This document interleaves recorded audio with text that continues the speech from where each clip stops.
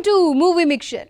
Career starting నుంచి hit లేని భాగ్యశ్రీ బోర్సే ఎట్టకేలకు లెనిన్ రూపంలో ఈ ఏడాది ఒక హిట్ కొట్టింది. కానీ ఈ సౌత్ స్టార్ బ్యూటీస్ మాత్రం కంబ్యాక్ కావడం లేదు. ఈ ఏడాది కూడా ఫ్లాప్ పరంపరను కంటిన్యూ చేస్తున్నారు. కానీ వారికి మరొక ఛాన్స్ మిగిలే ఉంది. 2026లోనైనా డిజాస్టర్స్ నుంచి ఈ భామలు బయటపడతారా?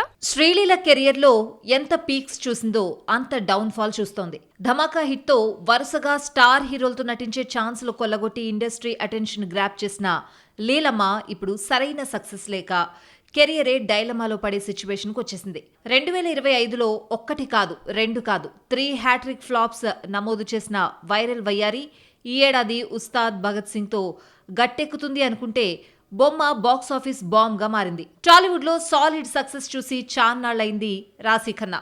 ప్రతిరోజు పండుగే తర్వాత హిట్ చూడలేదు.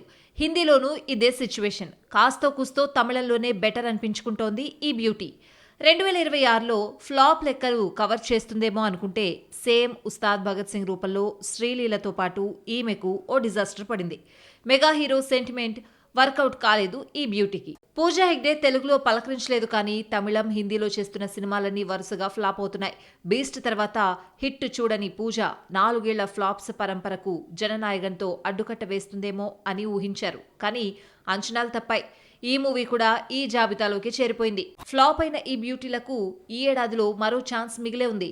అలవైకుంఠపురం సక్సెస్ తర్వాత టాలీవుడ్కు గ్యాప్ ఇచ్చిన పూజా హెగ్డే, దుల్కర్ సల్మాన్, శ్రీశ్రీతో హాయ్ చెప్పబోతోంది. ఈ ఏడాదే ప్రేక్షకుల ముందుకు రాబోతోంది శ్రీశ్రీ.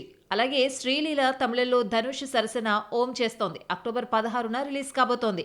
రాశీ ఖన్నా కూడా కాలీవుడ్లో రౌడీ అండ్ కో 2026లోనే వచ్చే ఛాన్స్ ఉంది. ఈ ఛాన్స్ని భామలు సద్వినియోగం చేసుకుంటారో లేదో చూడాలి.